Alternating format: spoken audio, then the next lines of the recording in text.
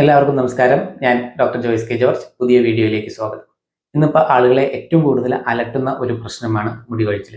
ഇന്ന് മുടികൊഴിച്ചിലായിട്ട് ഒ പിയിൽ വരുന്ന രോഗികളെ നോക്കിക്കഴിഞ്ഞാൽ അതിൻ്റെ അകത്ത് ചെറുപ്പക്കാരുണ്ട്, മധ്യവയസ്കരുണ്ട്, അതുപോലെ തന്നെ പ്രായമായവരുണ്ട്. അപ്പോൾ എല്ലാ തരത്തിലുള്ള ആളുകളെയും ഒരേപോലെ ബാധിക്കുന്ന അല്ലെങ്കിൽ ഒരേപോലെ കൺസേൺഡ് ആയിട്ടുള്ള ഒരു വിഷയമാണ് മുടികൊഴിച്ചിൽ. അതുപോലെ തന്നെ അകാലനരയും. സാധാരണഗതിയിൽ ഒരു മുടികൊഴിച്ചിൽ വന്നു കഴിഞ്ഞാൽ ഉടനെ തന്നെ ആളുകൾ ഡോക്ടർമാരുടെ അടുത്തേക്ക് പോകാറില്ല. അവരാദ്യം പരസ്യത്തിൽ കാണുന്ന ഏതെങ്കിലും എണ്ണ വാങ്ങിച്ച് ഉപയോഗിക്കും. അതുപോലെ തന്നെ യൂട്യൂബ് വീഡിയോസ് ഒക്കെ കണ്ടിട്ട് ഏതെങ്കിലും വൈറ്റമിൻ സപ്ലിമെന്റ്സ് ഒക്കെ ഉപയോഗിക്കും. ഇതൊക്കെ ചെയ്തിട്ടും പ്രയോജനം കിട്ടാതെ വരുമ്പോഴാണ് സാധാരണ ഡോക്ടർമാരുടെ അടുത്തേക്ക് പോകുന്നത്. മുടി കൊഴിച്ചിലിന് ശരിക്കും പറഞ്ഞു കഴിഞ്ഞാൽ ഒരു ഒരു ഒറ്റ കാരണമല്ല, ധാരാളം കാരണങ്ങൾ മുടി കൊഴിച്ചിലിന് കാരണമായിട്ടുണ്ട്. ഈ കാരണങ്ങളെ നമുക്ക് പ്രധാനമായിട്ടും രണ്ട് തരത്തിൽ തിരിക്കാം. ഒന്ന്, ഒരു സിസ്റ്റമിക് പ്രശ്നം കൊണ്ട്, അതായത് ഒരു അസുഖത്തിന്റെ ഭാഗമായിട്ട് അല്ലെങ്കിൽ ആഫ്റ്റർ എഫക്റ്റ് ആയിട്ട് വരുന്ന മുടി കൊഴിച്ചിൽ. രണ്ടാമത് ഈ പോഷകക്കുറവ് അല്ലെങ്കിൽ ഡെഫിഷ്യൻസി കൊണ്ട് വരുന്ന മുടി കൊഴിച്ചിൽ.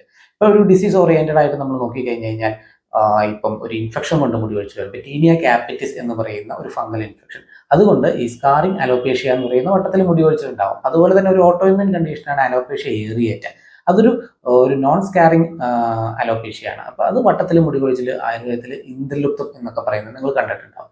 അതുപോലെ തന്നെ ഹോർമോൺ വ്യതിയാനം കൊണ്ട്, ഇപ്പോൾ ആൻഡ്രോജനിക് അലോപേഷ്യ, തൈറോയിഡിന്റെ പ്രശ്നം കൊണ്ട്, അതുപോലെ തന്നെ PCOD, സ്ട്രെസ് കൊണ്ടും, സ്ട്രെസ് ഹോർമോൺസിന്റെ വേരിയേഷൻ കൊണ്ടും മുടി കൊഴിച്ചിലുണ്ടാവാം. അതുപോലെ തന്നെ ഏതെങ്കിലും ഒരു അസുഖത്തിന്റെ ആഫ്റ്റർ എഫക്റ്റ് ആയിട്ട്, ഇപ്പോൾ ഒരു വളരെ കാര്യമായിട്ടൊരു പനി വന്നു, അപ്പോൾ ആ പനിയുടെ ആഫ്റ്റർ എഫക്റ്റ് ആയിട്ട് നിങ്ങൾക്ക് മുടി കൊഴിച്ചിലുണ്ടാവും. അതുപോലെ തന്നെ ഇപ്പോൾ ഒരു കീമോതെറാപ്പി എടുക്കുന്ന ആളുകൾ മരുന്നിന്റെ സൈഡ് എഫക്റ്റ് കൊണ്ട് മുടി കൊഴിച്ചിലുണ്ടാകും. ഇതിനൊക്കെ ടീലോജൻ, എഫ്ലൂവിയം എന്നൊക്കെയാണ് പറയുന്നത്. അതേപോലെ തന്നെ അലർജിയും മുടി കൊഴിച്ചിലിന് കാരണമായിട്ടുണ്ട്. നമ്മൾ മറ്റ് കാരണങ്ങളൊക്കെ നോക്കിക്കഴിഞ്ഞ് ആ കാരണങ്ങളിൽ ഒന്നും ഇല്ല എന്ന് മനസ്സിലാക്കി കഴിയുമ്പോൾ അവരുടെ IG ലെവൽ ടെസ്റ്റ് ചെയ്യുമ്പോഴായിരിക്കും IG ലെവൽ 1000-ന് മുകളിലൊക്കെ. അപ്പം അലർജിയും മുടി കൊഴിച്ചിലിന് കാരണമായിട്ടുള്ള ഒരു കാര്യമാണ്. ഇനി നമ്മൾ നോക്കിക്കഴിഞ്ഞാൽ ഡെഫിഷ്യൻസി. ഇപ്പം നമ്മൾ നോക്കിക്കഴിഞ്ഞാൽ മുടിയെ സംബന്ധിച്ച് നോക്കുമ്പോൾ ഏറ്റവും കൂടുതൽ ആവശ്യമായിട്ടുള്ള പോഷകങ്ങൾ എന്ന് പറഞ്ഞാൽ വിറ്റമിൻ ബിയുടെ കോംപ്ലക്സിൽ വരുന്ന എല്ലാത്തരം വൈറ്റമിൻസും, അതുപോലെ തന്നെ vitamin C, vitamin D, iron, calcium, ഇതാണ് ഏറ്റവും കൂടുതൽ മുടിക്ക് ആവശ്യമായിട്ട് വരുന്ന ഘടകങ്ങൾ. ഇതിന്റെ ഡെഫിഷ്യൻസി കൊണ്ടും ഉറപ്പായിട്ടും മുടി കൊഴിച്ചിലുണ്ടാകും. പോഷകക്കുറവ് കൊണ്ടുണ്ടാകുന്ന മുടി കൊഴിച്ചിലാണെങ്കിൽ തീർച്ചയായിട്ടും നമുക്കത് സപ്ലിമെന്റ് ചെയ്യേണ്ടതായിട്ടുണ്ട്. അപ്പോൾ നമുക്ക് രണ്ട് രീതിയിൽ സപ്ലിമെന്റ്, ആഹാരത്തിലൂടെ സപ്ലിമെന്റ് ചെയ്യും, അതുപോലെ തന്നെ ടാബ്ലറ്റ്സിലൂടെ, സിറപ്പിലൂടെ സപ്ലിമെന്റ് ചെയ്യും. പക്ഷെ ഇപ്പോൾ കാണുന്ന ഒരു സിനാരിയോ എന്ന് പറയുന്നത് പലപ്പോഴും ആളുകൾ ഈ പറഞ്ഞ വീഡിയോസും യൂട്യൂബ് വീഡിയോസും ഒക്കെ കണ്ടിട്ട് ഇത്തരം മരുന്നുകൾ അല്ലെങ്കിൽ ഈ വൈറ്റമിൻ ടാബ്ലറ്റ്സ് അടക്കം സപ്ലിമെന്റ് എടുത്തുകൊണ്ടാണ് പലപ്പോഴും വരുന്നത്. അല്ലെങ്കിൽ നമ്മൾ ചോദിക്കുമ്പോൾ പറയും, ഡോക്ടർ ഞാൻ അത്തരം ആഹാരങ്ങൾ ശ്രദ്ധിക്കുന്നുണ്ട്, അതുപോലെ ടാബ്ലറ്റ്സ് എടുക്കുന്നുണ്ട്, എന്നാലും മുടി കൊഴിച്ചിൽ കുറയുന്നില്ല. അപ്പം ഇങ്ങനെയുള്ള ആളുകളെ സംബന്ധിച്ചിടത്തോളം ശ്രദ്ധിക്കേണ്ട ഒരു പ്രധാനപ്പെട്ട കാര്യമാണ്, ഞാൻ നേരത്തെ പല വീഡിയോയിലും പറഞ്ഞിട്ടുണ്ട്, ഉപ്പിന്റെ അമിതമായ ഉപയോഗം, സോഡിയത്തിന്റെ ഇൻടേക്ക് മുടി കൊഴിച്ചിലിന് കാരണമായിട്ടുണ്ട്. അത് കൃത്യമായ ആയുർവേദത്തിൽ പറയുന്നുണ്ട്. ലവണരസം കൂടുതലായിട്ട് ഉപയോഗിച്ച് കഴിഞ്ഞാൽ അത് അകാല നരയ്ക്കും മുടി കൊഴിച്ചിലിനും കാരണമാകുമെന്നുള്ളത്. അതുപോലെ തന്നെ പ്രധാനപ്പെട്ട മറ്റൊരു കാര്യമാണ്, ആയുർവേദത്തെ സംബന്ധിച്ചിടത്തോളം മുടി കൊഴിച്ചിലിന് ഏറ്റവും പ്രധാനപ്പെട്ട കാരണമായി പറയുന്നത് രസവഹ സ്രോതോദുഷ്ടിയാണ്. രസവഹ സ്രോതോദുഷ്ടി എന്ന് പറഞ്ഞു കഴിഞ്ഞാൽ പ്രോപ്പർ ഡൈജഷനും അബ്സോർഷനും ഇല്ലാത്ത ഒരവസ്ഥയാണ്. പലപ്പോഴും ഒരു ഡോക്ടറുടെ അടുത്ത് മുടി കൊഴിച്ചിലായിട്ട് വന്നു കഴിഞ്ഞു കഴിഞ്ഞാൽ ആ ഡോക്ടർ കൃത്യമായി ചോദിക്കുന്ന ഒരു കാര്യമാണ്, നിങ്ങളുടെ വിശപ്പ് എങ്ങനെയുണ്ട്, അതുപോലെ തന്നെ നിങ്ങളുടെ മലശോധന എങ്ങനെയുണ്ട്. അപ്പോൾ ഇത് കൃത്യമായി മനസ്സിലാക്കി, അബ്സോർഷൻ ആണെങ്കിൽ അബ്സോർഷൻ ക്ലിയർ ചെയ്യാനുള്ള ഔഷധങ്ങളോ, അല്ലെങ്കിൽ ഡൈജഷന്റെ പ്രശ്നമാണെങ്കിൽ അത് ക്ലിയർ ചെയ്യാൻ അതിന് ദീപന ഔഷധങ്ങൾ, പാചന ഔഷധങ്ങൾ എന്നൊക്കെയാണ് പറയുന്നത്. അത്തരം ഔഷധങ്ങൾ തന്നിട്ട് അതിന്റെ ഒപ്പം സപ്ലിമെന്റ് ചെയ്യുമ്പോൾ മാത്രമേ അതിന്റെ യഥാർത്ഥത്തിൽ പ്രയോജനം ലഭിക്കുന്നുള്ളൂ. അല്ലെങ്കിൽ ഈ ഒരു പ്രശ്നം, അല്ലെങ്കിൽ നിങ്ങളുടെ രസവഹ സ്രോതസ്സിനെ ക്ലിയർ ചെയ്യാതെ നിങ്ങൾ എത്ര സപ്ലിമെന്റ് ചെയ്തിട്ടും കാര്യമില്ല.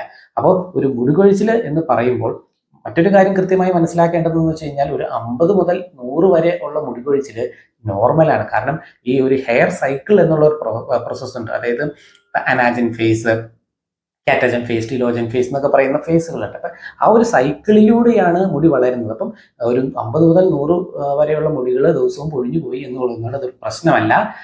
അതിൽ കൂടുതൽ മുടി, ഒരു ധാരാളം മുടി പോകുന്നു, അത് കണ്ടിന്യൂസ് ആയിട്ട് കുറേ നാൾ പോകുന്നു എന്നുണ്ടെങ്കിൽ തീർച്ചയായിട്ടും ഒരു ആയുർവേദ ഡോക്ടറുടെ നിർദ്ദേശപ്രകാരം മാത്രം നിങ്ങൾ മരുന്ന് കഴിക്കുക. പ്രത്യേകിച്ച് തലയ്ക്ക് എണ്ണ വെക്കുന്നത് അടക്കമുള്ള കാര്യങ്ങൾ ഡോക്ടറുടെ നിർദ്ദേശപ്രകാരം ചെയ്യുക. പലപ്പോഴും എണ്ണ വെക്കുന്ന ഒരു പ്രശ്നമുണ്ട്.